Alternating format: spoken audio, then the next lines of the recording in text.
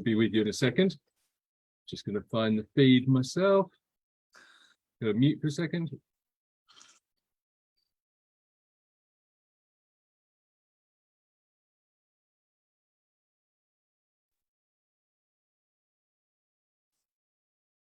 Right, found the feed. Doesn't say anyone's here. Let's tag the guests. Yeah, I'm really excited. And if anybody is watching this show, you can be excited too. I finally got all of the previous Food for Thought videos and all of the Conscious Creators community videos uploaded to YouTube this weekend. So they will be slowly drip feeding to YouTube one a day until next week, which is really exciting stuff. So they're all there, they're all grouped into a nice little playlist so you can watch them together. And of course, if you're watching, please subscribe to my YouTube channel. It's at Matt Love Creator, and it's the home of the Conscious Creators community and Food for Thought, as well as tips on how to grow your online presence coming soon. Okay, see, there's right, we'll be with you in just a second. People are asking, where's the link? And that is a good point. I guess people are going to edit the event. Okay, that's handy. So, yeah, and not just that, I also spent the entire weekend doing stuff, and I scheduled all of the promotional content for all of the shows for 2 months. It was only something like 200 posts or something like that. So yeah, 200 posts, and how many videos were there? 12 videos this weekend. I was happy. And now I can just freestyle and upload all these new videos very rapidly. And so everybody will be able to watch the replays wherever they feel best, whenever they want. Right, nearly there. Last 2 to 3 people. Okay. Right. Hey, everybody. Hey, Karen, how you doing? Hey, Anna, glad you made it. All right, just got to change the Facebook saboteur privacy settings. Every time I go live, it says public, and every time, cheeky, just a second, technical issue. I go live, it changes it to friends only. Oh. Oh, hold on. There we go. Right now, yeah, clever. Gotcha. See, Facebook, you think you're smart, but I'm smarter. So when I went to broadcast live through Zoom, it opened up the video, and there's the video, but it wouldn't let me change the privacy settings. So I had to go to my profile, then find the video again, then reopen the video and change the privacy settings to public. So hey, Bina, hey, Georgianne, hey, Joey, hey, Ramsey, thank you all for coming. It's going to be a great show today. We've got the marvelous Paul, who some of you will have seen in the Conscious Creators community. Right, so we're all good. Press record. All right, I'll introduce the show. So, hello and welcome to Food for Thought, episode 19. Today I'm talking to the marvelous Paul Simon Bryant about breaking free of the limitations imposed by your story and uncovering your life script.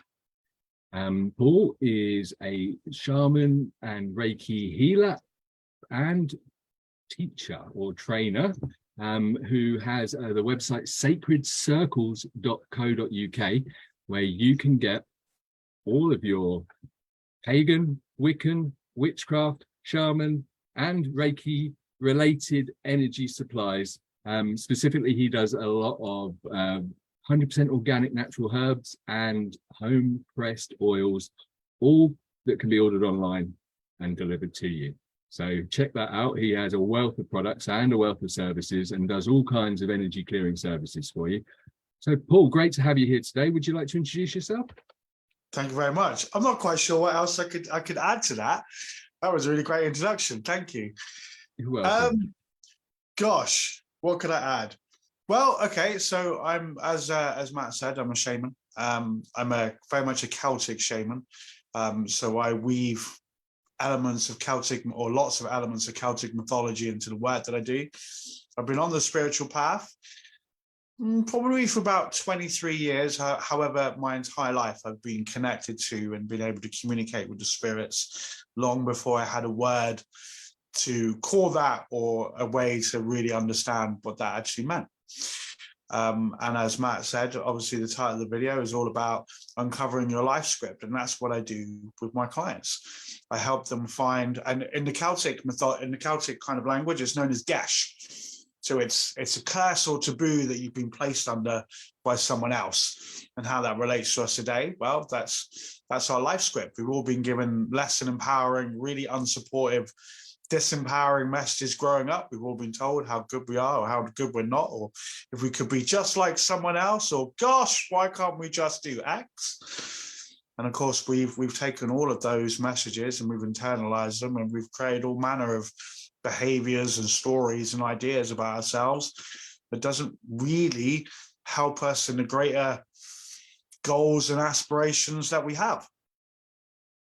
Yeah. So what I do is I take those stories and I pull them apart. We think about stories like threads in a tapestry. We unweave a thread, pull it apart, and then find a place for a way for that to be rewoven back into the story in a much more positive and empowering way. Oh, I love that. And yeah, I mean, literally, you just explained so much in so little time. And that's what's great about really knowing what you do. So what is, I'm going to start in reverse, if you don't mind. What is a life script then? Well, that's a really good question.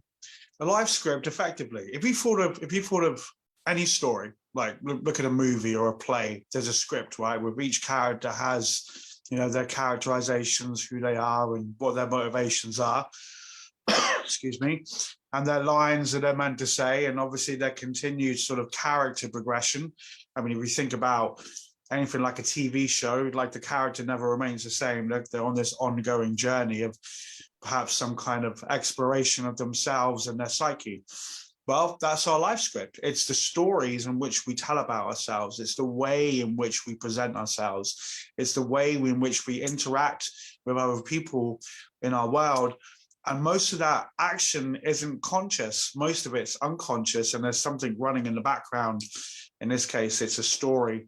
It's multiple stories that we've either been handed down to us by other people, or we've told so often about ourselves that we don't really know what's the real story and what's the false limiting story that we're telling about ourselves. Example, how often have we ever said, oh God, I'm fat? Or, oh God, I'm looking old. Or, oh God, I'm really nervous because I've got this interview coming up. And what if I forget what I'm going to say? These are the stories that we tell about ourselves. And again, we've said them so often, and they've been said, and they've been backed up by everyone else around us. Everyone else is responding to us in different ways through their behavior, through their feedback, through their actions. It just encodes these stories into us further. And again, we get to a point where we actually don't really know who we are. And it's really interesting, because if we ask most people, or a fair percentage of people, who they are, they're probably going to tell you something like their gender, their marital status. They might tell you their sexuality. They'll probably tell you their job. They might tell you their hobbies. And they might tell you whatever political or spiritual affiliations they might have. And they might tell you that's who they are. In reality, that's not who they are. That's just another story. In truth, most people, I say most, a fair percentage of people probably don't really know truly who they are. Again, they're acting out of a false story that they've written about themselves. Yeah, so the stories come sort of like never-ending loops in effect, because we turn around to somebody and say, oh, I'm not very good at that, and then the next time we meet them, they're like, oh, you're not very good at this, are you? And then just this continuous loop of reinforcing this story we're telling ourselves, kind of thing. Exactly. And if we go back to what I said about each story we tell about ourselves is a thread, right? So each one of these threads is part of our if you imagine our life, our entire life story was almost like a tapestry. I know it kind of sounds like mixed metaphors, but there's a method to my madness. So each one of these stories that we tell about ourselves is a thread.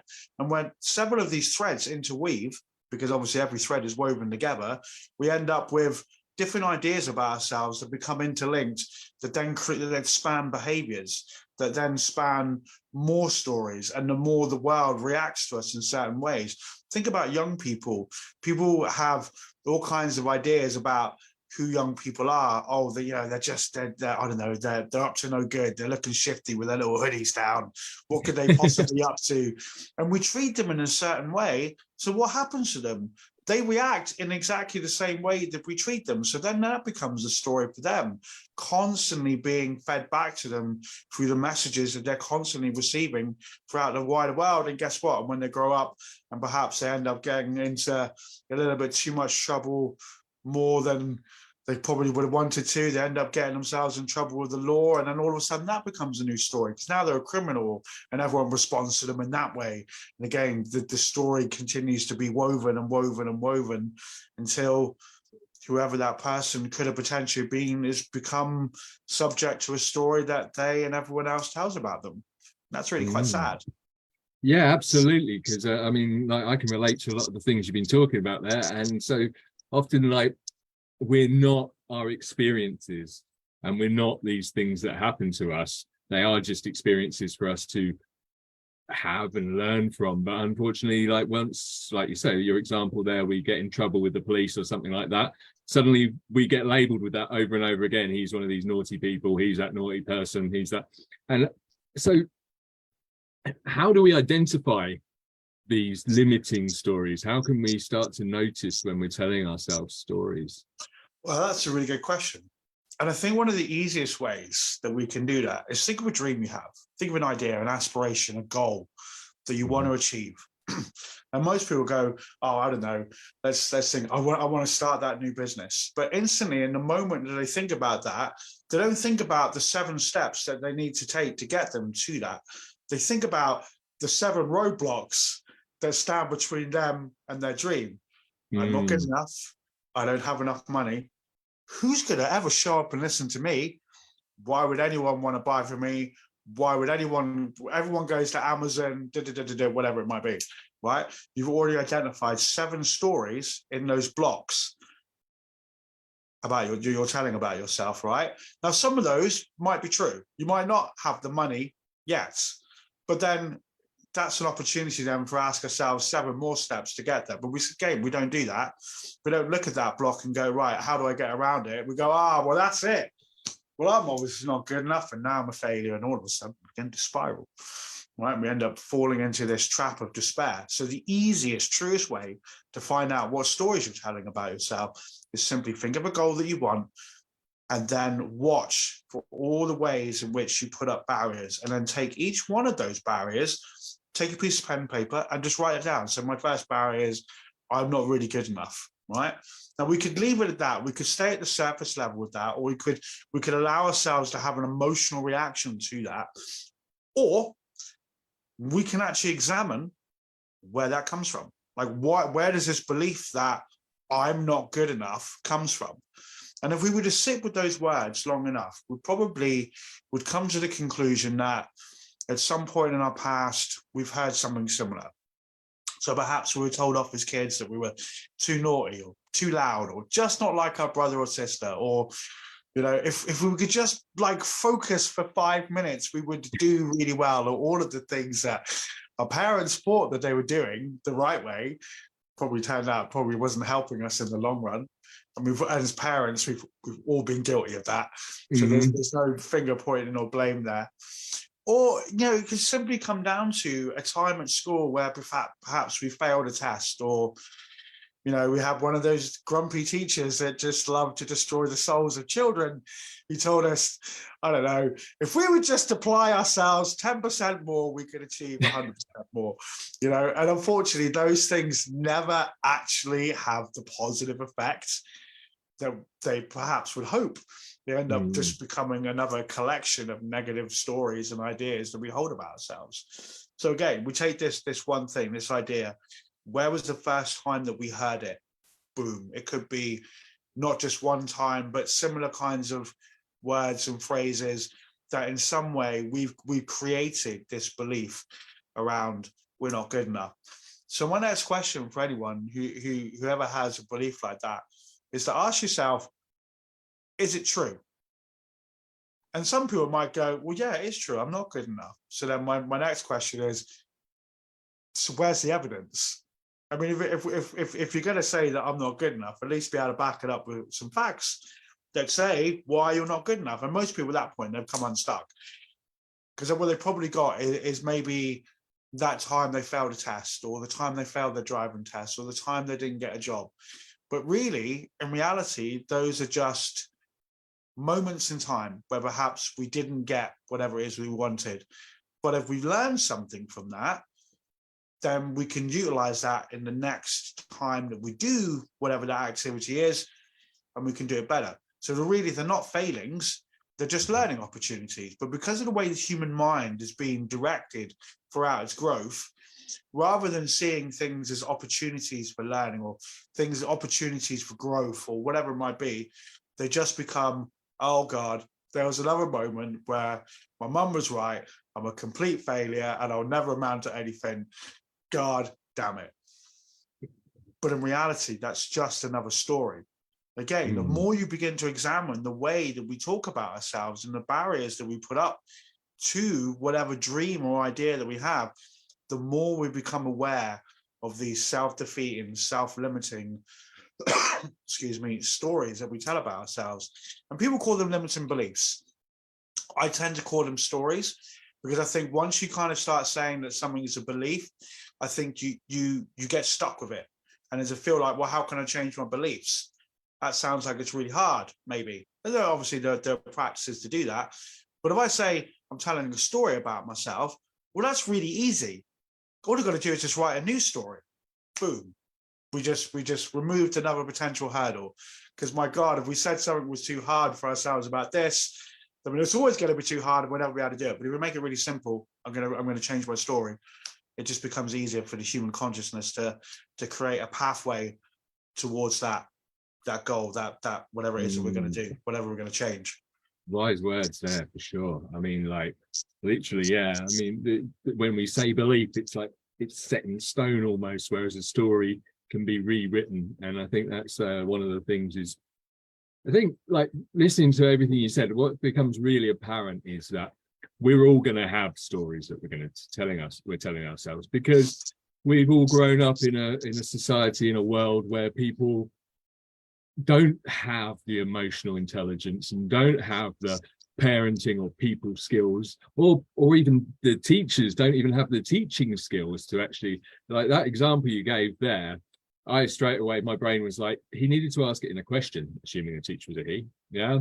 It's like, what do you think would happen if you applied yourself 10% more? Exactly. You know? Yeah, because then the kid thinks about it and the kid goes, well, I'd probably be doing better. And is that what you want? Yes, it is, you know, and then they actually come up with the idea themselves, which makes, whereas if you're constantly telling people, I think this is the thing is, you know, especially kids up to I'm going to go 24. That's about when I stopped being a kid.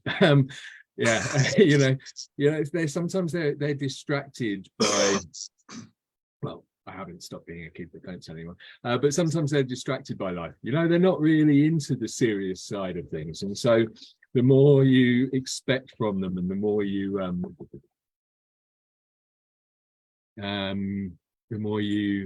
so I got distracted by a comment there. Yeah, the more so the more you expect from them and the more you demand of them, the less they actually feel appreciated and loved, is one of the things I'm noticing as a parent. Exactly. And I think as well, like going back to that idea of a test, like everyone at some point has failed a test, right? And how the people around you respond to that will dictate how you respond to any kind of failure or even pressure, possibly for the rest of your life. So if people sat there and went, oh my God, that was an easy test, you should have been able to get that, your brother got it, or them over there, or, you know, I mean, I once had an experience at school where they said to the class, and they used the R word, you know, pass the test and you fail, what is your problem? If we all have these kind of experiences, but if people didn't do that, and people said, right, you know what, it's one test, it's one moment in your life, guess what, you'll get to do another test. And you know what? You'll do better. You'll learn better. You'll learn from this experience. Or, okay, what was it that you were struggling with? What can we do to make it better? Right? So that you work then collaboratively as a team with the child, and they grow up thinking, actually, do you know what? It's okay to ask for help. People will support you. That can have such an empowering effect on a young child's life, so that when that person grows up to become an adult, a test doesn't become this major calamity, this catastrophe waiting to happen. Oh my God, the test is tomorrow. What if I fail? My whole life is over. It's just one test. It's one test. It's one moment in your life. But that, again, all comes from the people around you having the emotional intelligence, the mental cognizance, the clarity and self-awareness in order to respond to you in a way that's meaningful and empowering and supportive. Unfortunately, we're all just victims of victims, in a way, if you want to use that word. We've all experienced wounds from other people who are wounded. Call ourselves children of victims. How about that one? Because I mean, definitely, it's you know, I can relate to a lot of the stuff, you know, that you're talking about at the moment. Like, and I think like a lot of the stuff you're talking about from my analysis and actually going through some of this now is when people are still attached to their own past. So the school thing as a parent is like, I know I should have done better, or I could have done better, right? You know, these exams are really important, and it's very hard to make your own choices about your story as you're growing up and all of those things, and you are just absorbing information. Yeah, absolutely. And it's interesting as well, because I think I was talking with a friend the other day, and we get into these really deep therapeutic conversations, obviously, because one of the many things, I'm also a qualified therapist as well. So when we get together, it's like really intense theory kind of conversations. And we talked about this concept of no one can make you feel anything. And I actually struggle, and I sit with this quite often, because if someone walked up to me, and this is an extreme example, and slapped me across the face, they are literally going to make me feel something. It's going to hurt. I'm going to feel quite angry that this boundary violation has happened. So in a sense, yeah, people can make you feel certain things. And as children, as young people, they are subject to the whims of everyone around them. If you think your very survival is determined by the people around you and your relationship to them, and if you can't get on well with them, then your survival is pretty limited, perhaps, or in danger in some way. But certainly we're affected by the people around us, emotions, their anger, their sadness, and even their joy. And depending on how they're behaving, we can certainly be made to feel certain things. We can be made to feel insignificant and invisible. I mean, as an adult, we might have the skills, hopefully one hopes, to be able to not internalize that, to be able to look at it logically, rationally, you know, intuitively, and then make a decision that actually that person's behavior doesn't have an effect on me. It's nothing to do with me. That was them. They're having a bad day. Nothing to do with me. But as a young child, actually, if a parent doesn't respond to you perhaps in a way that you've had an expectation on, then that can have a real detrimental impact on you. So, for example, and I talked about this, I think, in the Conscious Creators the other day, perhaps you've drawn a picture for your mum and dad, and you're really excited, and you're like skipping all the way home, like, yeah, I did this picture. And you go to hand it to your mum and your dad, expecting praise, like, oh my God, we're going to put that with all the others on the fridge. But your parents just having a really bad day, and they just are really curt, and they go, oh yeah, great. And your entire world crumbles in that moment, because all of that expectation, which is just a story, admittedly, you're telling yourself about how wonderful it's going to be and how much your parents going to respond to that, and you don't get it, that then becomes internalized as just a moment where you felt abandoned and not important enough, and you are made to feel something. And then that then becomes a story, perhaps, that you will spend the rest of your life telling yourself about, looking for all the ways in which other people abandon you, negate you, you know, are negative towards you, don't respect you, don't want you around, all of these same limiting stories. And that can be just one moment, can create multitude of stories. We fail to really understand the impact we make on each other's lives, incidentally and momentarily, in both good and in less than inspiring ways. Yeah, for sure. And I think, like, you know, it always comes down to childhood in the end, because this is when we are, like you say, we're unable to rationalize and like go through a logical process to stop ourselves reacting. And even as adults, many of us are just gaining the skills now. Like yours is a 23-year journey. I mean, I started fighting depression at 17, got over it by my 20s, but then had a load of other things. And to be honest, self-worth and self-belief are the last ones that I'm really working on right now. But it happens like through other children as well. You know, they all have their own stories and they all play up in different ways. And this came to mind because my daughter's moved to a new school with us last year. We moved here, and basically everybody in this town has grown up together since they were babies. And so she's one of the few outsiders, so to speak. And she's also a little bit sensitive. And so she's, you know, I'm trying to help her realize that kids who say horrible things normally don't feel great about themselves. Yeah. You know, but they are filling her head full of stories at the same time, because she's still only 9. She's not able to make that decision yet, that they're wrong and she's right, or that they're not great. She still hasn't had that experience yet. No, I think it's really important. I think looking at the whole like educational experience in and of itself, I think we can do more with it. Like the majority of what we learn, we will probably never use. I mean, we all did history. I can't remember most of the days. I always seem to remember 1066 for some bizarre reason, but most of it, like it just filters away. But if we spent more time teaching things like, I don't know, maybe, I don't know how old your daughter is, but certainly when we get to teenage years, like when we're talking about bullying, what we really need to talk about is projections, because you're right. When children say hurtful, and even adults actually say hurtful and harmful things, probably if we were to examine them, 9 times out of 10, they're saying more about themselves than they are about the person they're speaking to. Yeah. You know, and we all have these moments where someone tells us, oh God, you're such a pedantic, whatever. I can't think of a good example. But if we were to sit there and go, actually, you're talking about yourself there. Because we've heard it. We've all heard the idea that the world is a mirror for our experiences. Sorry, I just need to grab my charger a minute. No worries. It's funny, actually, at the beginning of the show, I was thinking, he's on his phone. I wonder if his battery's going to last. But yeah, I'm just... I charged it not so long ago. Bless it. Yeah. So if we were to talk about like bullying was actually about projection, like literally people are taking all of those self-limiting ideas about themselves, and rather than holding them and going, okay, is this true, is it not, whatever, they just throw it at someone else, because it's easier to let it go and push that idea onto someone else, because that way we get to distance ourselves from it. No, I'm not a liar, I'm not manipulative, that's you. So I push that onto you, I push that idea onto you, I project that idea onto you. I don't have to deal with the fact that really it's about me. So I've just made you the responsible person. And that's what's happening with these kids when they're bullying.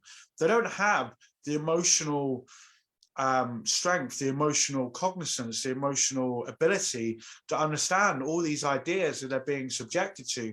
And children today are now being subjected to far more wealth of information than they can possibly handle. I would say that most children today are overstimulated and over-informed with things that they don't really need to know about yet. Like I'm very much a believer in age-appropriate information. I think in the era of information where kids have got tablets and phones and computers and all this technology, they're constantly soaking up information, but they're also soaking up information from each other, from their teachers, from their environment, from what we would call on a shamanic level, the tribal level, the community.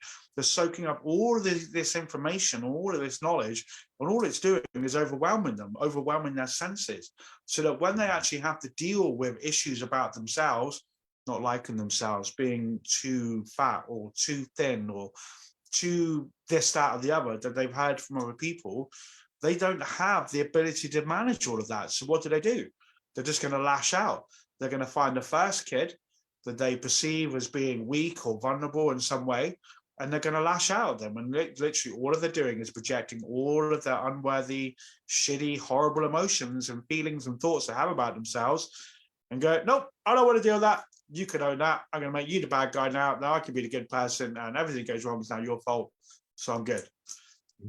All that's going to happen is that's going to get further internalized. And as both these two young people grow up, they're going to be subjected to the wounds of each other. Yeah. And that's all around us. Well, I think, it was really interesting what you were saying about access to all this information, because one of the things I realized myself, and I'm not saying it's 100% true, but quite often when you grow up, you have two parents with different opinions. So as a child, you get to see, oh, there's two perspectives here and they're not agreeing, as the parents are arguing in front of you. And they're like trying not to argue in front of you, whichever one it is. And, you start to see, and that helps you, I believe, find a lot of your own perspective.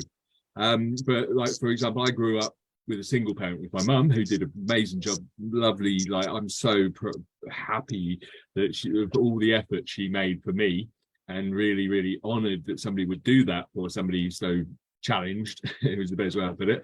But I grew up with a lot of her opinions because I didn't have, and I believe it's because I didn't have this duality of two perspectives. And so I just took it all in as, this is how it is, this is how it is. And a lot of the stuff she taught me was great, but then because she's living her story and I'm living my story, a lot of it doesn't quite sit, and took me some time to go, hold on, is this my story? I nearly changed the word from belief, or her story.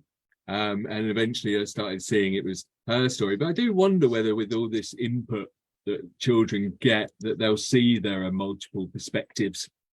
But although there is the bad stuff as well.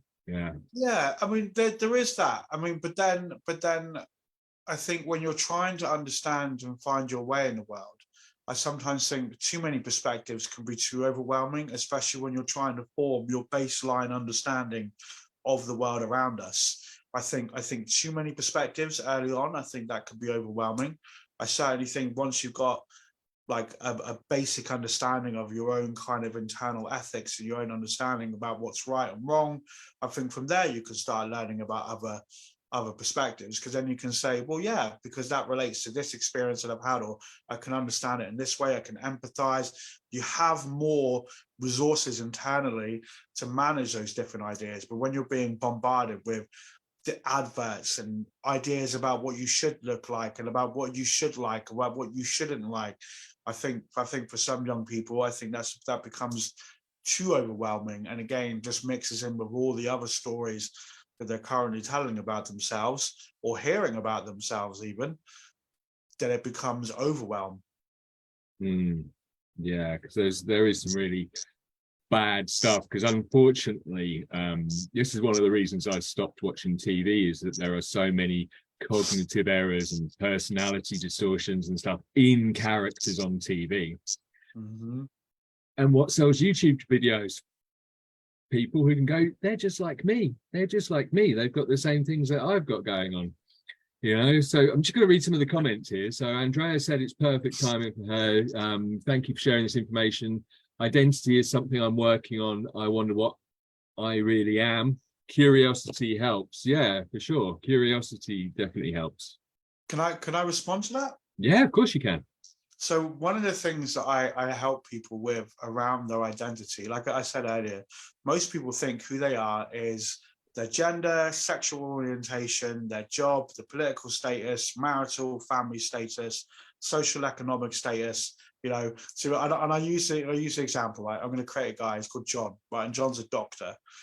He's a middle-aged, middle-class doctor, right? And for the last 30 odd years, he's been a doctor. And whenever he goes to pies, he goes, "Hi, hello, I'm John. I'm a doctor." And people go, "Oh, wow, what kind of doctor are you?" And he's like, "I'm a neurosurgeon." And people go, "Wow, that's really exciting." And he gets to talk about the inner workings of a human brain. Great, love it. Everyone loves John. He's really funny and likes a good glass of wine. Now, what happens to John the moment he can no longer go, "Hello, I'm John, I'm a doctor"? What happens if he retires? It's great, because he can go, "Hello, I'm John, I'm a retired doctor. I was a doctor for 40 years. And go, "Wow, that's so rewarding. What an amazing life you've had, blah, blah, blah," right? Great. He still gets to keep his doctor's title. But what happens the day that he loses his job? Let's say someone sadly dies while on the operating table. He gets subject to a malpractice suit, and then he never gets to practice being a doctor ever again. So what does he do? "Hello, I'm John. I'm an unemployed doctor." It's not quite the same, isn't it? He's lost his entire identity and his connection to the people around him. And he goes through that crisis of identity. Mm. Here's the thing. When I studied in cognitive behavioral therapy, we got asked this question, right? Who are you? However, we were not allowed to term ourselves in terms of our job, gender identity, sexual orientation, religion, politics, none of its hobbies, none of the usual stuff that we were allowed to identify ourselves with, because that's not who we are. Those are a series of transient labels. I mean, you could say that you're straight today and then tomorrow fall in love with someone of the same sex. You could say you're a doctor today, but tomorrow you decide actually you want to practice law, or worse, you could end up losing your job and then you end up doing something completely different. So who would you be? None of those things make up who you are. And all of those things are just stories you're telling about yourself, also, by the way. Who you are, the truth of who you are, the core of your absolute being, comes down to a series of qualities, the core qualities that make up your core identity. So if I was to tell you who I am, the core of my being, it would be simply kindness, generosity, compassion, empathetic, wise, creative, intelligent, open. That's the core of my being. It doesn't matter what goes on in my life. Those ideas, they never shift, they never change. They become an internal compass by which I can always steer myself. So if I gave up my job as a teacher tomorrow, it would make no difference, because the core of who I am would never change. I would still be wise. I would still be caring, kindness and compassion. And when we anchor ourselves to the core qualities that make up who we are, doesn't matter what shifts in our internal identity, part of us always remains the same, unweathered and unchallenged. Simple as. Nice. Yeah. So that.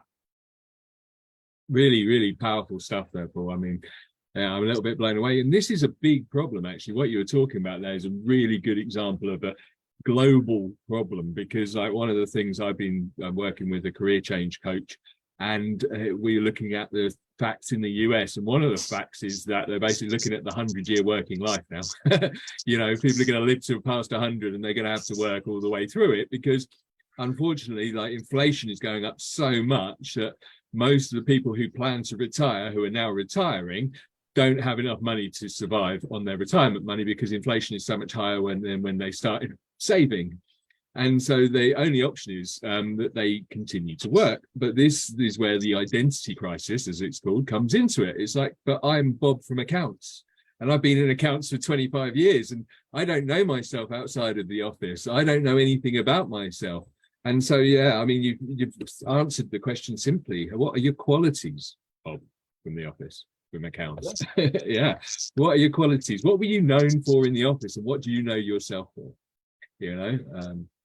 Exactly. And I think when we look at ourselves like that, if you were to focus on what are your core skills in terms of employment, we'll take the accounting guy. He's great with numbers. Great, brilliant. That's amazing. But if that's the only thing he looks at, then he might limit his capacity in order to find some other way of earning additional money. But if he looks inside himself and actually finds out, well, actually, he's really creative.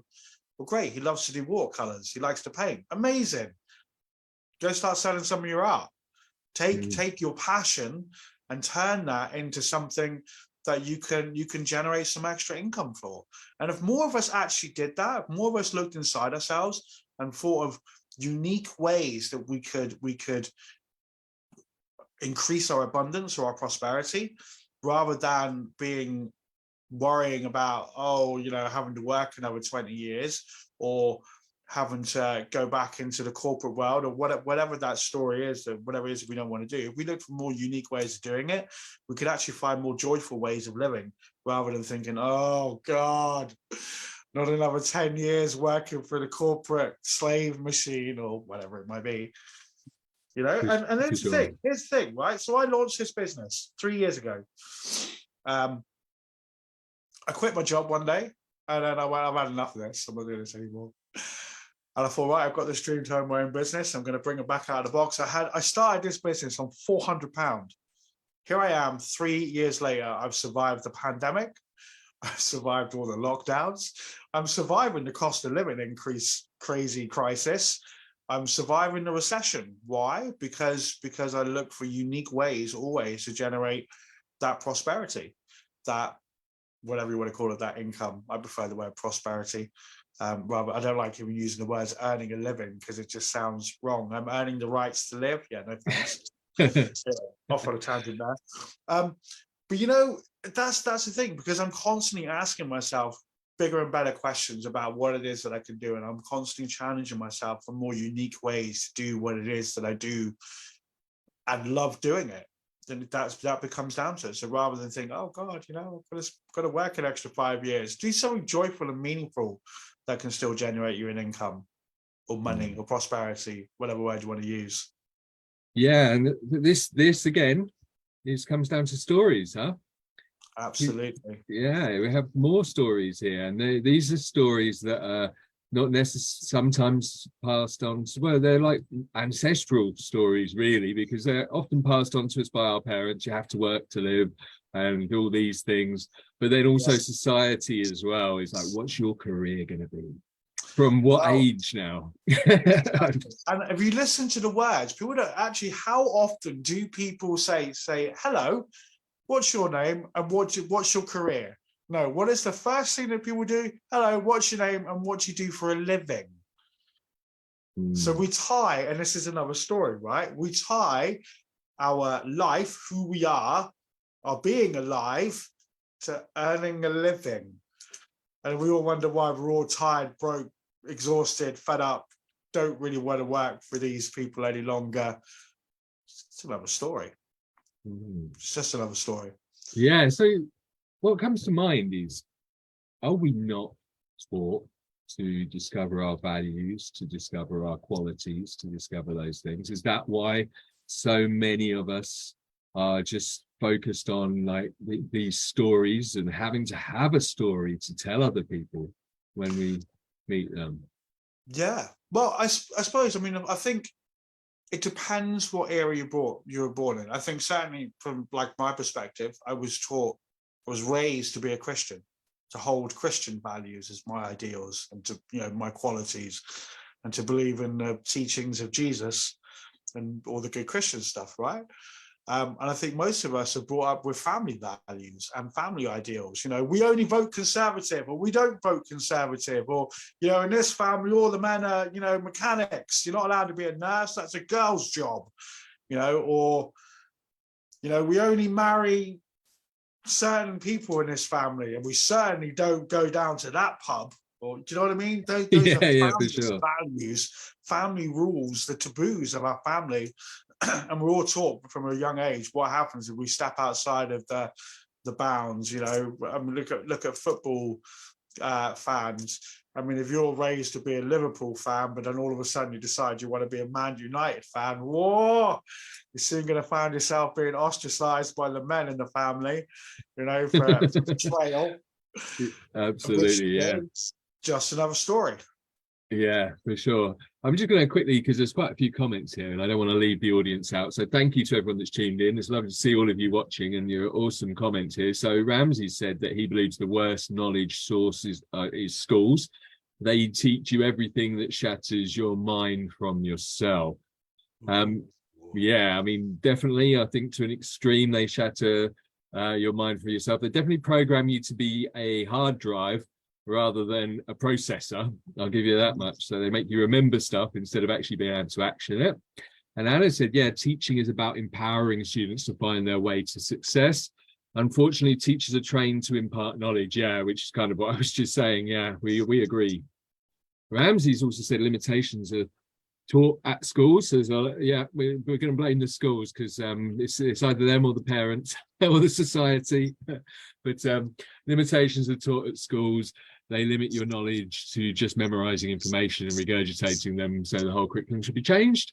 And Cher says, in response to something Paul said about people not making us feel something, believers adults, we relearn how to not attach a meaning to the effect other stories have on us. As children, we attached meaning to other feelings towards us. We didn't know better. As an adult, we can separate the stories from ours. I think that's kind of what you were touching on, wasn't it? You can sort of rationalize it.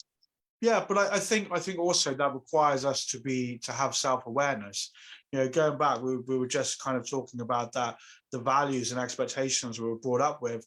Well, in actual fact, society in places one other, and it's, go get an education or go get a vocational skill, go get a job, earn money, pay your bills. Oh, look, flashy adverts, get a new iPhone, get a new pair of Nike trainers. Oh my God, Naz has got a new pair of trainers out. They're limited edition. You can't really afford them, but you've got to have them because they're limited edition. And if you don't have them, well, then you're not good enough as a good enough person. There's all of these things around us that distract us. And I think someone actually recently, when we were doing Conscious Creators the other day, said that our authenticity is sacrificed next to the desire for survival from our parent. Well, that's the same thing happens within society as well.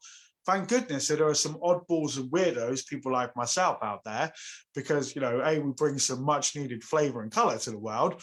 But we're also that rebelliousness actually spurs people on to rebel against those societal expectations, to get up, go get a job, go earn some money so you can pay your bills and buy yourself something that you don't really want, which is just a distraction from the deeper level of work that you really need to do.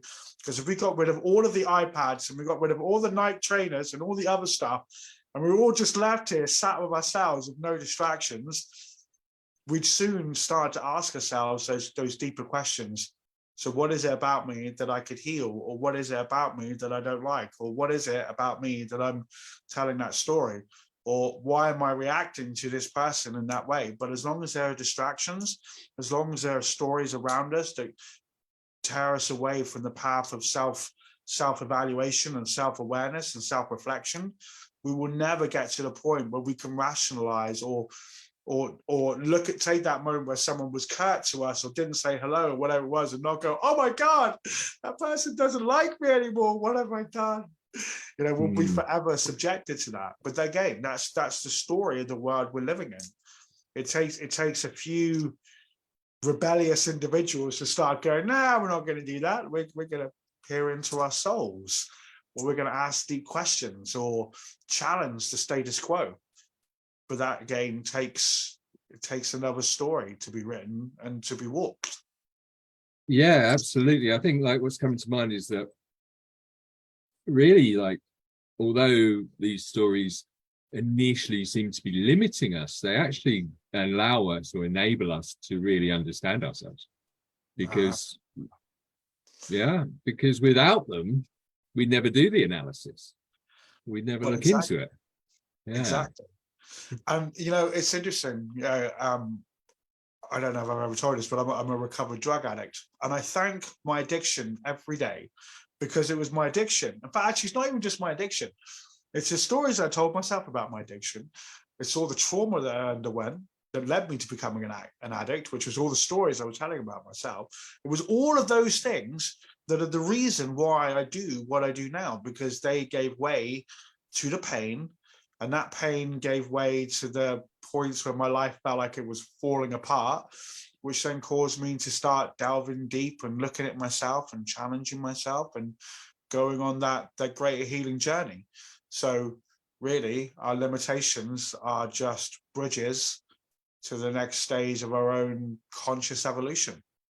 Yeah. The difference is, do you see something as a challenge or an obstacle? Well, that's just a story you're telling yourself. Yeah, I think it's one of those things is that in an ideal world, supposedly, kids would grow up perfectly with none of these limitations, but ultimately, would they be able to use their brain in the way that we're all learning to be as creative is the word I'm going to use as we are, and create their own life without having to overcome things, without having to identify who am I and what's important to me, and is there another way? I don't know. That's it's just is that. I think it's interesting, isn't it? Because as a society, we're forged in the fire of our everyday experiences, right? So who we become is the result of our experiences. If we led perfect lives, then we would never have anything any kind of like you said about the opposing views, the different perspectives of having two parents. If our lives were always perfect, then we would never have any way to measure that perfection. We would just end up becoming bored. So ultimately, our challenge is actually also kind of introduce a bit of spice and a bit of, fire and I don't know, albeit joy into our lives, because it gives us energy, propels us, gets us to move, gets the blood pumping. Yeah, absolutely. And so there's a ton of comments here, so I'm going to catch up with it for everybody online. But let's have a look. I'm going to come back to Anna's comment in a second, and then I'm going to say, so there's a lot of praise, wonderful insights, really thank you for everything here. That's from Andrea. And then, what if you spread your activities over too far afield? I have far too many interests sometimes. I don't know which one to focus on. I think that's oh, it's gone anyway. So I think that is to do with, like, when you say I'm this person. Well, that's a good thing, I think, Amanda. If you have too many things that you can't label yourself as, for example, I know you, so you teach people Portuguese, so you're a language teacher, then that's good. What kind of person are you? Like Paul was saying earlier, what are the qualities? Paula said, because you're a legend. That's your friend Paula. And Ramsey said resilience. Anna said, yes, I thought my identity was all about being an artist. Then I realized the energy that propels me and inspires me is an overwhelming desire to be loved. That's why I use the heart. Ooh. Very nice. Paula, lots of stories to be created. So, because these stories are an expectation set by society. And I think, we've got to the point where we realize that without stories, we're not inspired to actually find out who we are. We're not motivated. In fact, we could just go through life, maybe what seems blissful, like, oh, life's just happening for me and it's, everything's going around. But would it be? Would we just not get to the state of boredom? Would we not get, without actually having to do this investigation, would we appreciate the great things we create without having come from somewhere? Yeah, I think it's an interesting juxtaposition, isn't it? Because if you almost imagine like an idealized perfect life, who would you be in that? If you didn't have the challenges that caused you to awaken to a deeper perspective or a deeper, more meaningful way of living, you would perhaps be very robotic and ant-like. You would get up every day, have breakfast, say goodbye to your spouse and children, get in the car, drive to work, do the job, come home, eat dinner, watch TV, go to bed, rinse, repeat every single day, right? You would have, and you would feel very blissful and you feel very happy. And this would feel like the wonderful kind of life. And then twice a year you go on a holiday, once to spend time with the in-laws, once, abroad. You're very content, you're very happy, but you wouldn't know anything different. That would almost be like being programmed to be a mindless automaton almost. However, if you throw a challenge into that story, perhaps you lose your job and all of a sudden you're fighting for your own survival, how you're going to provide for your family and your children. Then it causes you to ask yourself deeper questions. So yeah, in that moment, you would find a challenge that would awaken you to greater and deeper meaning, which would then lead you on a journey. But if life was perfect, you would never step on the journey. And there's a saying that I really, really love. People's desire for change must be greater than their desire to remain the same. If your desire to remain the same is greater than your desire for change, you won't change. But if your desire for change is greater than your desire to remain the same, you will find opportunities to challenge yourself, to change and to grow. Yeah, wise words. I'm just making a note there. So as we're talking about like higher powers and further things, Anna wants to know, she's interested in how you communicate with the spirits and what does it feel like? Oh, that's a really good question. I'm not quite sure I can put it into words that would make an awful lot of sense. I want to say, imagine it's like having a voice inside your head that's distinctly separate from yours, that dispatches wisdom all day long. But then people might get concerned that I might have some kind of perhaps mental health issue. It depends on the spirit. So, like, it's not like me and you right now, we're having a conversation. I can see you, you can see me, or you can see my lips moving, there's sound happening. Oftentimes when I have communication from spirit, sometimes it's a song that just starts in my head, and all of a sudden I'll start singing along to the song, and I'll be like, oh wait, where did that come from? And when I think about the song, I realize that there's a message in there. The other day there was one about the sunshine on a gloomy day, and it really got me like dun, dun, dun, like really happy. But before that, I'd actually been in a really, I wouldn't say foul mood, but I wasn't particularly happy. But then hearing this song inside my own head, I realized that it was the spirits communicating. We just like smile, cheer up a bit. Other times it can be like a deep intrinsic knowing, like something deep inside me, like a knowledge, a knowing of something, like deeper beyond intuition.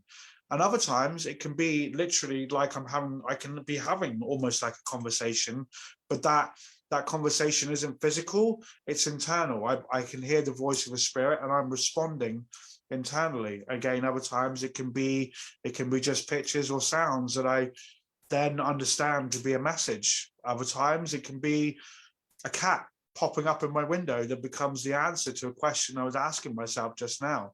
How do I deal with this situation? Act like a cat, be like a cat, praying, stalking its prey or something. It depends on the spirit. Different type of praying. Yeah, I was like, cats praying, but yeah, gotcha. Right, yeah, hunting for prey. Yeah, stalking, yeah, for sure. Oh yeah, wise stuff. So it started to make me wonder if spirits and otherworldly things were not something I believed, because I've never seen them or touched them, and it's kind of like before I got to where I was. But then I realized there's so much more to life than meets the eye. Our language is limiting our interpretations. All life is energy, and I started to realize that there's a lot more. And in the last 3 years, I've started to understand and see a lot more. But I think I still have beliefs, stories that stop me from telling them. But listening to you makes me realize there is a lot of time I get these messages, and the knowing one is the biggest one. It's just like, I'm not really specifically looking for an answer, and an answer comes, and not just an answer, a deep knowing that that's the answer, and that's solving this problem I've been thinking about, or not consciously thinking about, but had in the back of my head for weeks or months, or even that day sometimes. Absolutely. And this is the thing. So you said about all life being energy. From a shamanic perspective, everything is a spirit, right? So you, me, the room that we're sat in, the phone that we're communicating through, that's a spirit. Everything is a spirit. Like some people might say everything is energy, a shaman would say everything is a spirit. That spirit is constantly communicating with you, but it's not who can listen. It's not who has the ability, but it's who is open at that moment to receive the message. So for me, the overwhelming arching theme about what is shamanism, it's a process of revelation, and what is being revealed is spirit and its wisdom, the wisdom of the spirits, and that's constantly going on. You walk out into nature, and you might be walking under a tree, and you might hear the wind blowing through the tree, and you might go, well, that's just leaves blowing. Is it? Or are the trees talking to you? The only difference is if you know how to listen. And I always say to people, like, the way to listen to the spirits is not to listen with the ears. It's not to see the spirits with the eyes, but to listen and to see and to know and to feel the spirits with your heart. This is the shaman's eye. This is how we see the world. It's through our heart. So if you want to open yourself up to the world of the spirits, open your heart. Literally, and ask, are there any benevolent spirits nearby? Ask that question and then see what comes through. And you might hear a song, or you might hear a sound or something. The more you pay attention, the more you're aware, the more you become aware of the different ways and the opportunities that communication is happening with you all of the time. Yeah, awesome. So as my question to you is, as a shaman, how do you ensure you've opened your heart? Ooh, well, that's a question, isn't it? Well, I just imagine I'm sticking a key inside my chest, and then and heart opens. No, Cool. but I think the easiest way to understand whether your heart is open is actually to connect with your inner child, because your inner child is actually your true self that's been stunted by years of trauma, but it's also the most purest, innocent part of you. And from the way that I teach shamanism, so if you've ever been around any kind of shamanic cultures, you'll understand that the tree of life glyph. So the idea that the roots of the tree represent the lower world, the trunk represents the middle world, and the branches represent the upper world. What I do is I actually superimpose the human concept onto that as well. So the roots become the shadow, the lowest part of our unconscious. And the reason I do that is because the lower world is a place of healing, it's a place of rest, it's a place of wisdom. While our shadow equally is a place of healing, it's a place of rest. There's wisdom within our shadow that once we start peering in there, we find all these hidden gifts. Why the branches? The branches represent the upper world. Well, I relate that to the higher self, because the upper world is a place of our ancestors, of what we refer to as the sky beings. Some people might refer to as angels, others as dragons, ascended masters. I call the mighty dead. There are all these plethora of beings that connect us to the higher consciousness. That obviously is our higher self. It's the doorway to higher realms. And then the trunk of the tree, I relate, is the middle world, obviously, this physical world with its spiritual component just out of phase. But I relate that to the inner child, because it's the true self stunted by years of trauma. And we all wear social masks. We're all covering up who we truly are because of all these wounds. And once you start taking off all these masks and sort of delayering yourself, you actually become more and more truly who you are in relation to the world around you. And our inner child, it is that purest essence of our true self. People talk about the higher self being the true self. I disagree. I think in terms of our personality, in terms of our spirit and our character, it is our inner child. It's pure, it's innocent. And the more we connect with our inner child, the more we open up our heart, the more all of the ways in which we told stories that we've shut ourselves down and closed ourselves up from the world, the compassion, the empathy, the willingness to be adventurous, someone said it earlier, to be curious of our nature, all of that comes from our inner child. And that's opening ourselves up, that's opening up our heart to listen, to be pure, to be innocent, to see the world not through expectation or perspective, but to see the world unfolding simply as it is, without judgment or expectation or further story placed upon it. It is what it is, essentially. Beautiful. I love that. And of course, I didn't expect so much, but I really love that. So, I mean, I can really relate. I've done a lot of inner child meditations. And again, there's something I only experienced in the last 3 years. And in one self-hosted inner child meditation, using a guided meditation on Insight Timer, I regressed back to my 9-year-old self and solved all of the issues to pretty much where my depression started, why I then made all the following mistakes. And not just solved, I actually was able to fully understand the whole situation, everything that happened afterwards, why it happened. All of that came to me as a knowing in this meditation, which I did by myself, just with a set of headphones. And absolutely amazing. Yeah, it is amazing. And like the more I do that and revisit my inner child, the more neutral I feel about my past, is the best way I can put it. Is I can just feel calm, and I can reminisce on everything in a really nice, empowering way, like looking at, wow, how far I've come, for example, is the best way to put it. But not being like, whoa, and not being like, oh, being just like, that's beautiful and really calm. Absolutely. And if you think about, like I said, by connecting with your inner child, we're shedding the layers, we're shedding the masks. Each one of those masks had a story. So somewhere within you is a story about your depression. But by taking that mask off, you saw the greater story that was beneath it. And in doing so, what you find are hidden gifts and hidden strengths we sometimes don't realize we have. Managing depression every day actually requires real inner strength that perhaps we don't ever really give ourselves credit for until afterwards. And we go, wow, And it's like anything. So any experience we ever go through, you know, the losing of a job, the ending of a relationship, in the moment, it's like the end of the world and the sky is literally falling around our ankles.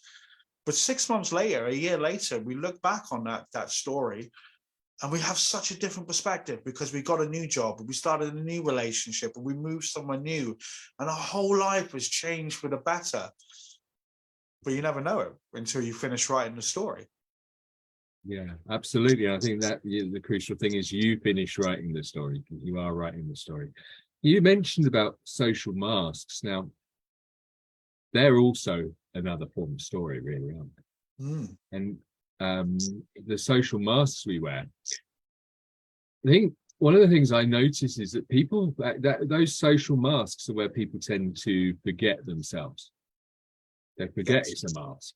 They get trapped in that story. They're like, oh, this is who I am, whether it's like socially in the family or socially outside. And some of us are wearing multiple masks as well. I think is I can suddenly, that's come to my mind, is like I'd have my family mask and then I have my friend's mask, you know, but neither of them were my true self. And I actually lead this on to share comment. Not many adults are aware, hence communities like these. And I think from my experience is, and I want to know your thoughts on this. We are aware. All of us are aware. We're just not able to attach to that awareness until we get to a point where we're like, this isn't working for me. Because you know, I reflect back and I can sort of see actually there was an inkling. This wasn't where I wanted to be. This isn't what I wanted to do. This is, you know, this isn't how I wanted to act. I wanted to tell the truth. There is, and when I look back, I realized there was an awareness, but I lacked the self-belief to allow that awareness to come to the forefront. Perhaps it's not about the fact that we don't have awareness, or maybe it's not even about that we don't know what to do with that awareness. Perhaps the awareness speaks a different language than we do, and we don't understand it. We don't understand the language that it's speaking to us in. Because if your awareness is trying to tell you that you're not perhaps as quote unquote fuck up as you believe yourself are, you're not going to believe that because it's not a language you speak. The language you speak is the fact that you're this terrible person, you're not good enough, no one's ever going to love you, no one's ever going to care about you, blah, blah, blah, blah, whatever the story is you're telling about yourself, and your awareness comes up and goes, I don't know if that's quite true, is it? You're going to look at it and go, well, you're a lie, aren't you? Obviously, because you're counteracting all of the truth. Because you imagine the world supports the truth that you tell about yourself. That, you know, for example, let's take me as a gay man, right? So lots of people say that the world's a very violent place and no one's going to accept the fact that I'm gay. And everywhere I'm going to go, people are going to be violent to me because people are homophobic. Yeah, that's not my experience. That is literally not my experience. So is that a story? Is that the truth? Interesting, isn't it? Yeah. And I think once we start delving into these things more deeply, we start to speak the language that our awareness is saying to us. But until we get to that point, it's going to be that's not true because my experience and everything around me supports this this idea. And I think someone used a word for me recently, self-concept. The world supports this self-concept. It doesn't support this idea that actually maybe this is the lie and the truth, which is the awareness that I believe is the lie that's trying to filter its way through. I'm just ignoring it. I can't understand it. So yes, we are all aware, but we just don't speak the language of our awareness. Oh, I love that. And that must cause us some conflict because it is our awareness that's talking to us. And so it's an internal conflict. Well, it's interesting. So there's a word that's often battered around spiritual communities. And I think without assigning a story to that, without being trained in psychology or therapy, people use this particular terminology incorrectly, and it's cognitive dissonance. So cognitive dissonance is where you hold two ideals or two values, two principles that are in opposition to each other. So you could be sat there having a cigarette. Oh, I love smoking. But at the same time, holding a belief that smoking will kill you. but somehow you've got to negate the fact that you love smoking and that smoking will kill you. So what you'll often do is you'll ignore one of those in order to hold the value which you hold more. So in this case, my desire for smoking is stronger than my desire to be healthy. So I'm going to ignore this belief, or say, come up with another saying or belief. The doctors don't know what they're talking about, so it doesn't matter. And so I can continue to support my habit.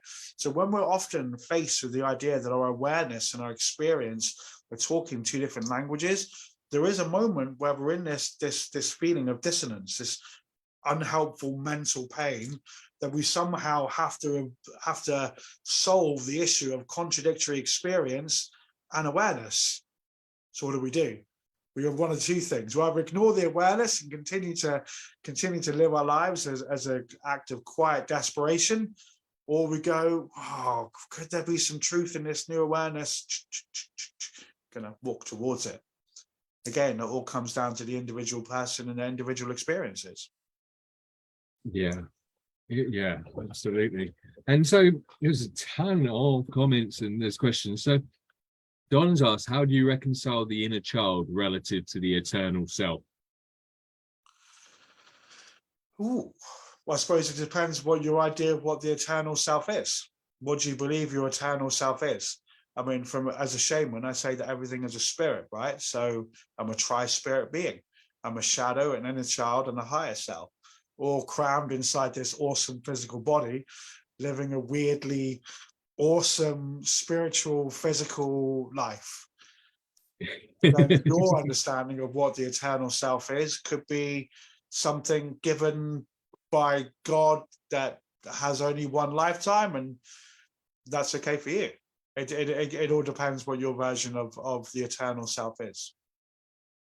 Right. The way I look at it, the other way I look at it is like whether it's a tree of life for in the Celtic tradition, it's known as the Cram Bathada, and it literally means tree of life, the roots reaching up to touch the branches, or whether you follow the Kabbalah tree of life, or any other kind of reality map. They're just maps of consciousness. They're maps of the world around us.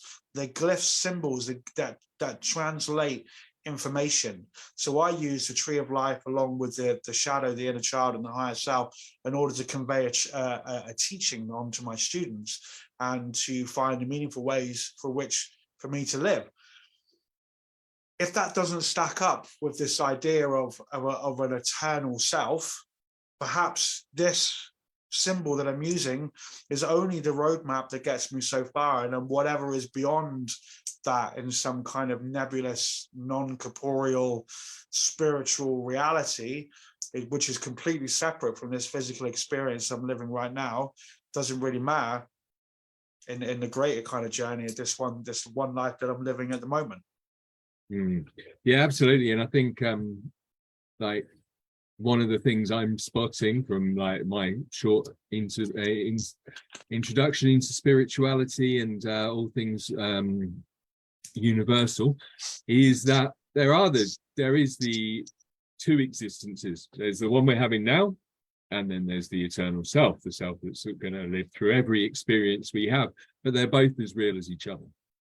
Yes. And again, like from a shamanic perspective.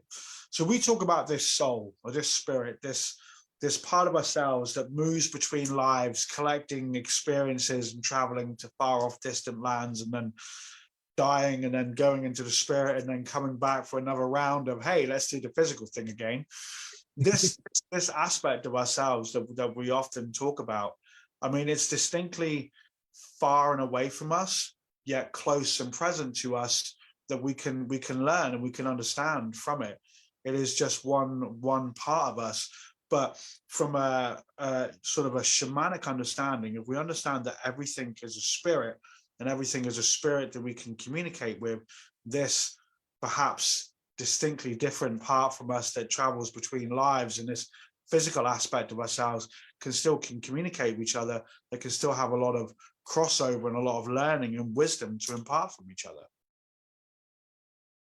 So we just talked briefly about shadow work and awareness as well. So how can shadow work and self-awareness help us rewrite our life script?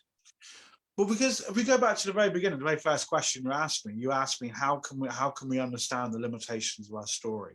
Mm-hmm. So looking at each one of these blocks, let's say we're going to use the example again, you're going to create a business. You just create 7 roadblocks that get in your way. And the first one is I'm not good enough, right? So going back to that one experience of not being good enough, for that one thought, traveling deep within it, find the origin of where it comes from.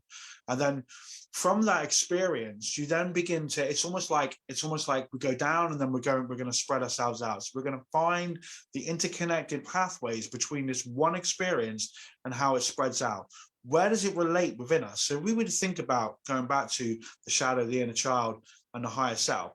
If the inner child was the aspect of ourselves that holds the traumatic memories, then our shadow will be the part of us that holds the thoughts, the concepts, the stories, the ideas about the trauma or the abuse or the whatever situations that we had. So by delving into this one idea about not being good enough and then finding the interconnected stories and pathways that come up from it that relate into our shadow. So shadow work in itself is about finding those aspects of ourselves that are not easily accessible through reflection. So if I have a thought, if I have an idea, there's a door over there. And if I sit there in a reflective moment, I can tell that there's a door there. I can reflect on the qualities of the door. I can see it. I can access the door. The shadow is a part of us that's distinctly connected to us, yet also distinctly disconnected from us. So you can't actually access the shadow like you can access the like you can access the recesses of your mind. It's distinctly separate and also connected to you. So what we need to do is use things like guided imagery or journaling. So take this one concept, I'm not good enough, find the origin of the story. It's connected into a series of messages you received as a child. Okay, find each one of those messages, then journal them. Find the ways in which you think about that one idea. So maybe it was someone telling you, I don't know, you'll always be a failure because you're not good at maths. Well, then you reflect on what that actually means for you through journaling, through connecting your shadow. I mean, I teach a meditation that enables people to communicate with their shadow like it's a spirit, like you would do with your inner child or your higher self. So there are ways through guided meditation that we can access the shadow. But what we're doing is we're finding the words that make up the story. So in the shadow work, what we're doing, if this is the story, this is the life script in its entirety, what are the individual words that make up that story, and how do they relate to us, in us, and how do they drive the greater action and the behavior that we have? So through the experience of shadow work, through exploring the shadow and exploring the unconscious, you bring more light to the individual component parts of the story, or as I said in the beginning, the individual threads, and you can begin to unweave them, take them, look at them, examine them. Do they hold meaning for me? Do I still believe this anymore? Is this a part of who I really want to be? No, good, cut it away, get rid of it. Or actually, this is still a useful thread. If I weave this together with some confidence, actually, I can actually turn this into a superpower, whatever it might be. Again, shadow work really, truly is just self-exploration and finding the deeper messages hidden within our own story. Nice, yeah. And so I think what comes to mind is, having done a lot of this work myself as well, is there's always stories upon stories upon stories, because one of the things that I've noticed is awareness is actually enough to make a change. Awareness, once you become aware of something, when you get that knowing, you're like, no, that's not me. It starts to fade away. But unless you have a belief, another story that says, oh, those things are with you for life, or the longer you've known that, the harder it's going to be, or all these other things, again, these stories come back and they hold it. So once you've got that awareness, once you've sort of started looking into things, what kind of things do you suggest that somebody could do or would do? I mean, obviously they can come and see you, but what could they do if they were by themselves to integrate that? Is there anything? Yeah, absolutely. So again, pen and paper is your best friend in this experience. So again, looking at the stories that you tell about yourself, write them down. So if it is simple as, I'm not good enough. Write that down.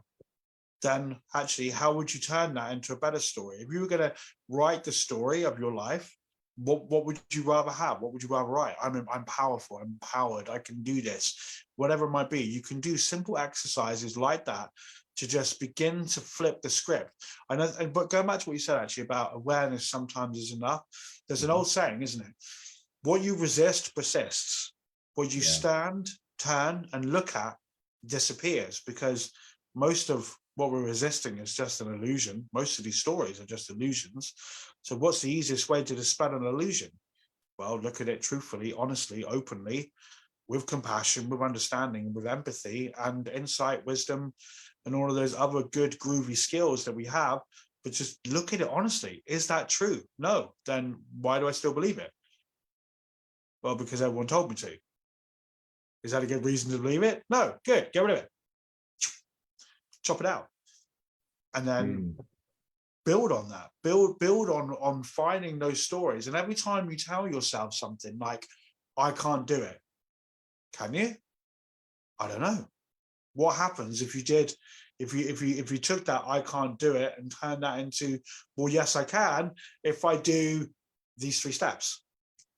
Or if I did this and that and this. I think, does it change your story? Yeah, I think that is like one thing that is a really big sign that you're telling yourself a story, is if you say you can't. Yeah.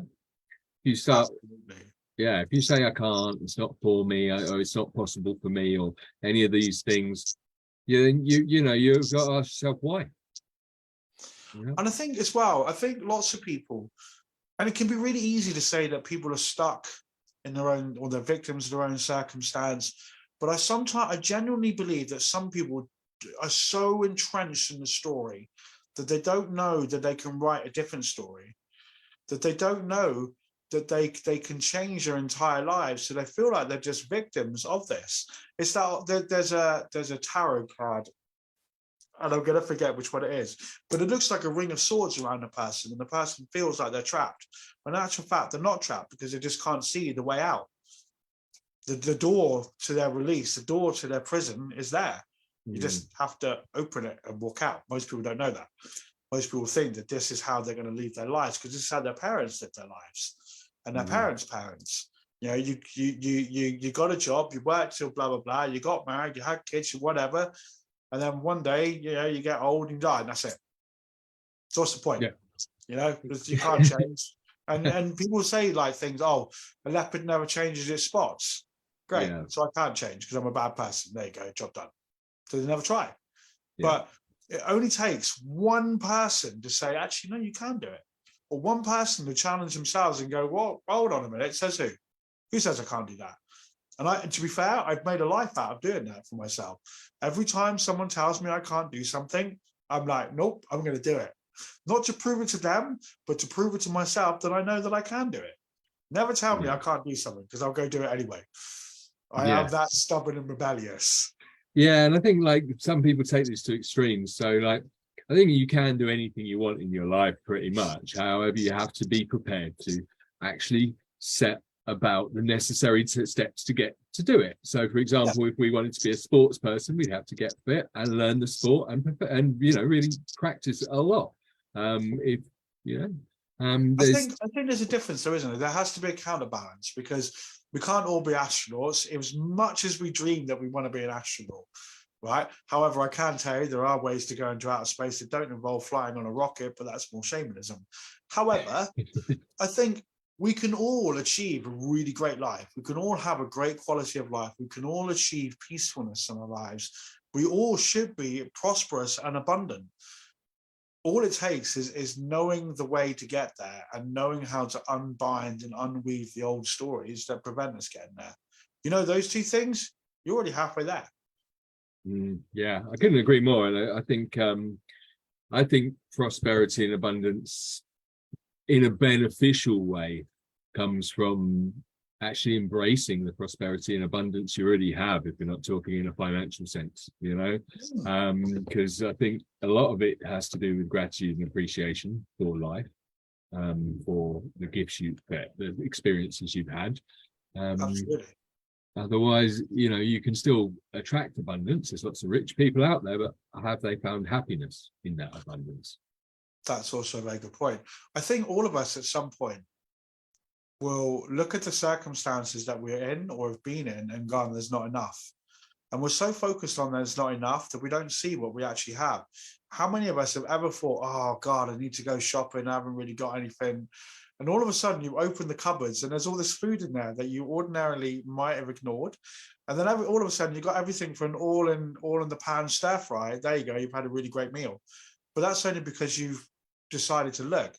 And the more you look, and I liken the looking to being appreciative. The more appreciative, and by the way, I think like there's gratitude and there's appreciation. Like gratitude is here, appreciation is that one step higher. The more we appreciate what we have, the more we see what we have. And the more we see of what we have, the more prosperous and abundant we actually become. Because most of the things that surround us, we're blind to. We don't see it until we look at it. And until we see the whole picture and look at it all honestly and go, wow, actually, I'm really blessed with abundance. I've got a roof over my head. I've got food in my belly. I've got heating on. You know, I'm doing all right.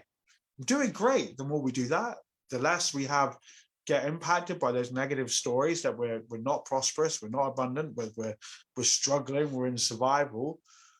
It becomes the opposite. The more we see we have, the more we're aware we have, the more our capacity to have a better quality of life grows, because we're already realized we're abundant.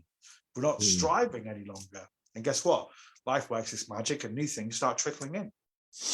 Yeah, I think what's funny, what just came to me there, and I never really thought about this, was we are actually born to be in survival mode. It's like there's what animals are, there's the purpose of animals. So without our world, we are born to be in survival mode. We're born to survive. That's the point of living, is to try and survive as long as possible. So we're kind of like born into survival mode, yet we have the ability to not always live in that survival mode in our world.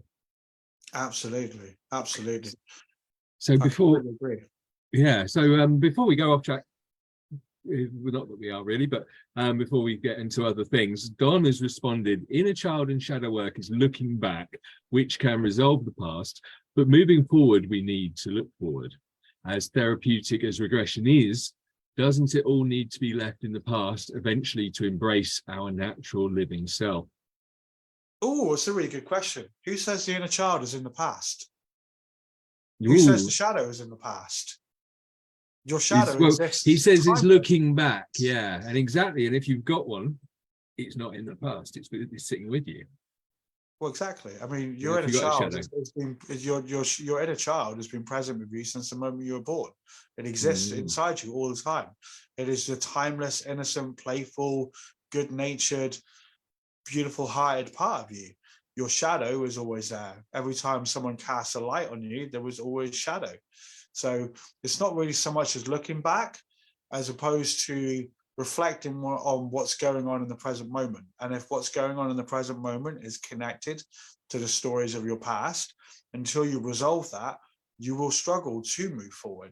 But eventually you'll get to a point. And to be fair, healing is not like a destination. Like one day I'm going to wake up, I'm going to be magically healed, and I'm never going to have another problem. We're all going to live happily ever after in Wonderland. Not really the case. But we kind of get to a point where we're kind of comfortable and we're good, right? So from that perspective, then we can start living more present focused. And we can also, and to be fair, we also tend to live in the future a little bit as well, because we're always planning, we're always dreaming of something. But the more we've healed what's gone on before, and the more present moment focused we can be, the more we can create the future that we want to do. I mean, we can see the distance, we can see the horizon, but we can still make definite choices in the moment that get us to where that horizon is. That's still present moment focused. Yeah, absolutely. And I mean, I wanted to answer it myself, but you're the guest. But yeah, I mean, exactly what you said though, from my own personal experience, is that like the meditation I talked about earlier changed my ability to show up every day. Removed so much shame and guilt, because I suddenly realized this was the catalyst that caused me to be a difficult child. to cause me to become a difficult teenager. I had this one unresolved issue. And now the thing I will really want to point out, though, is that there's a big difference between spiritual regression, and mental health regression from my experience. And I've done both journeys. So mental health, they make you start digging everything up from today backwards. Yeah, so you start going, all right, and they start, oh, do you think it was that? And do you think it was this? And what about them? Did they do something to you? And were the people, and they start digging and digging and digging. And a lot of, like I was saying, the stuff that happens is because of one event. Whereas spirituality tends to take you back to that one event. Yeah, inner child meditation, these kind of things, regression takes you back to the event, which was the catalyst for all of the other things that happened afterwards. So it's not painful, it's the opposite. It's not, sometimes there's tears, sometimes there's things like that, but they're not tears of pain, they're tears of joy. They're like tears of recognition from your inner child. You saw me today. You connected with me today. So I think it is moving forward in a lot of respects. It depends in the way in which it's done, because I mean, I've got clients I've worked with that have been on the couch for 30 years, and the needle hasn't moved much, and they'll come on one of my guided journeys, and their whole life just changes because they now have a new way of seeing themselves. They have new tools, new skills. Therapy is great. I think therapy, like all things, has its place. I would be disingenuous if I didn't say that, because I'm a qualified therapist myself, even though I don't practice as one. So therapy has its place. And I think for certain things, it's really useful. But I think when people are constantly caused to relive old memories and never really moving forward, I think then we have to kind of have a conversation about the modality and the therapist and what it is that they're up to. And it's the same thing with like healing. Healing has its place. Spiritual practice has its place. All of these things are useful tools in our journey of healing and self-exploration and self-understanding and self-awareness. I don't think we should ever lock out any one thing, but I think our looking back has to be about moving forward. So I liken it to a bow. If you notch an arrow in a bow and you pull back the string, eventually get to a point of tension so you can let go and propel the arrow forward. Well, we need to see therapy a similar way to that, or any kind of healing endeavor. If we're moving backwards through time, we're only moving backwards to help clear, release it so that we can propel ourselves forward. Or else we're just having a nightmare, daydreaming about things that we probably don't want to think about. What an analogy. My mind is blown. I love that. So the bow and arrow, yeah. So you've got to pull yourself back to propel yourself forward in a way, yeah. And don't have to, but it definitely works. And that is the way I would say it. I mean, it was like, there's two inner child meditations that have changed my life. One of them, I was doing a course on how to become a high ticket coach and earn 10 grand a client. And I wasn't planning to be a coach. Somebody just asked me to go on the course, and I was doing it, and I'm doing all the work. And he taught me this inner child meditation. And the next day I had a meeting with a client that I'd worked with for a couple of years. And I'd been undercharging them for 2 years. And I was about to go and renegotiate the contract, but this time with the investor, who's a multimillionaire. And I asked, what do I need for tomorrow? And did this inner child meditation. And it took me back to certain experiences where it affected my self-worth and belief.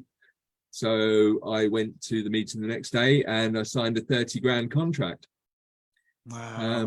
Which I then threw back in their face 2 weeks later, because I signed the contract with the investor, and he was awesome. But then my contact, who's the manager, great guy, but he doubts everybody.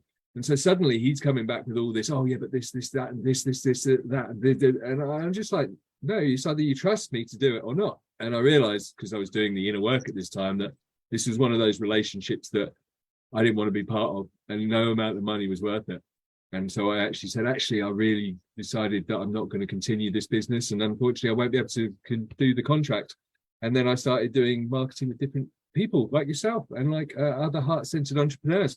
And that really fills me up. But yeah, inner child meditation propelled me to go with confidence that next day, sign the not sign the contract, but agree the deal. And then even in that meditation made me realize, you know, I've got the confidence, I've got the ability to do it. Why am I still doing it for people that don't believe in me? You know, and all of that from inner child. Absolutely. And I think as well, one of the things that I love the most about inner child meditation, aside from the fact that it can be a scary exploration of ourselves, it can also be purely joyful and wonderful. Some of my most purest moments with my inner child have been absolutely astoundingly beautiful.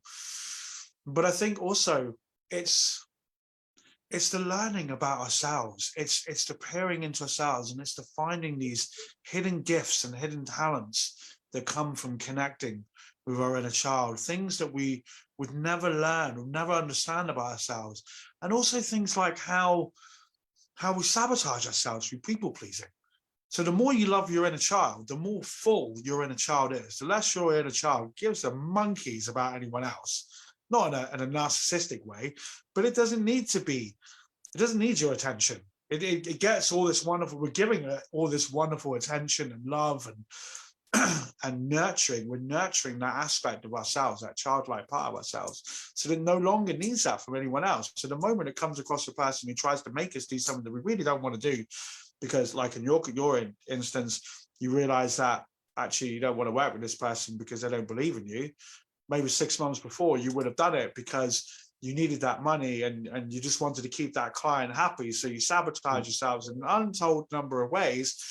Through doing the inner child work, you've nurtured yourself and filled yourself up to the point that A, you've learned things about yourself that you didn't know, and B, you also realize you don't need all these people. So the people pleasing just melts away, and you realize actually how often we have sacrificed and sabotaged ourselves just to give ourselves that little bit of external validation. That melts away as well. All of those just more stories that just melt away. Yeah, absolutely. And I mean, you pretty much described how I started my business. So I literally started and had a very successful digital marketing business set up on the foundations of being a people pleaser and, you know, attracting people and dealing with people who had a lot of doubt in me and just constantly fighting it. It was a real energy burner. And as much as they were awesome, I started to see that a lot of them, and a lot of this is to do with the stories they tell themselves, a lot of them doubt themselves. So they doubt everyone else as well. So I'm going to wrap up soon, but Anna's got a good question.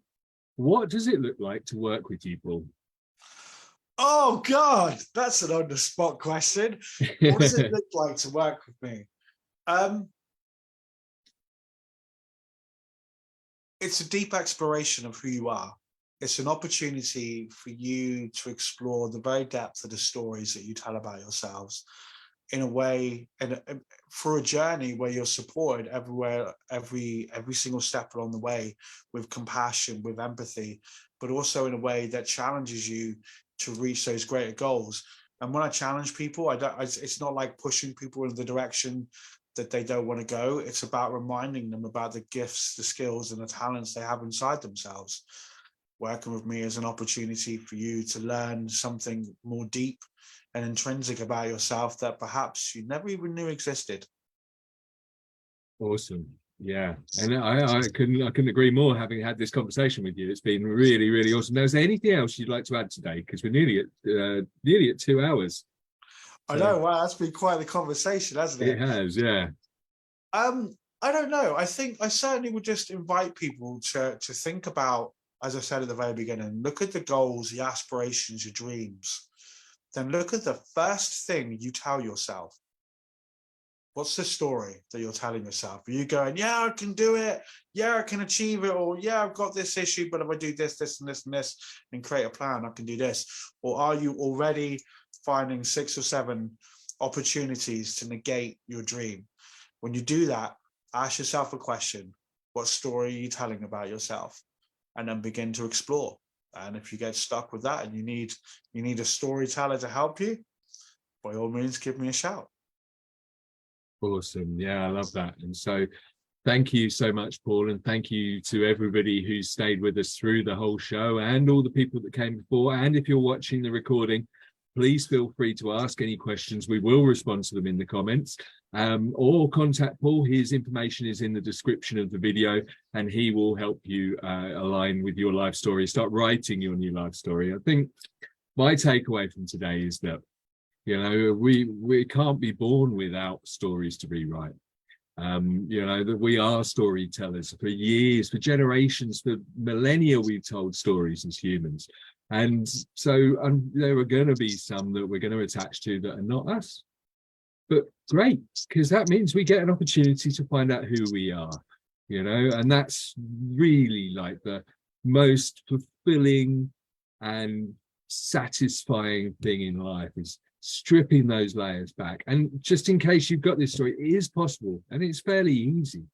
You've just got to accept it. And so we talked a lot about awareness today, but there is a secret formula to stripping things back, and that is observe them. So you have to become aware of them, and you have to observe them, then you have to accept them, because things that have happened you can't change. They just are the way they are. Yeah.